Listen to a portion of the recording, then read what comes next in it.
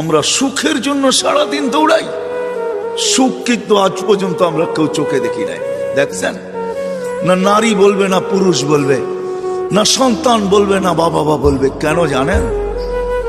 সুখ আসে রহমতের চাদর আসলে, চাদর দিয়ে যখন টাকা হয় তখন সুখ আসে। আল্লাহর রহমত ছাড়া সুখ আশা করা যায় না। আর আল্লাহর রহমত মুহাম্মদুর রাসূলুল্লাহ ছাড়া পাওয়া যায় না, না না না না না। যদি বলেন প্রমাণ, আল্লাহ ইঙ্গিত দিছেন, আমার বন্ধুর উপরে একবার তুই দুরূদ পড়বি, দুরূদ ওই ব্যক্তি পড়তে পারে যে আল্লাহর রসুলকে ভালোবাসে, মহাব্বত করে, আল্লাহর রসুলকে অনুকরণ করে ওই দুরূদ পড়তে পারে।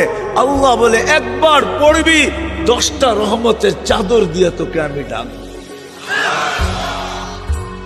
একবার পড়লে 10 বার, 10 বার পড়লে 100 বার, 100 বার পড়লে 1000 বার, 1000 বার পড়লে 10,000 বার, কমসে কম। এই জন্য সুখ নাই, আছে সুখ নাই।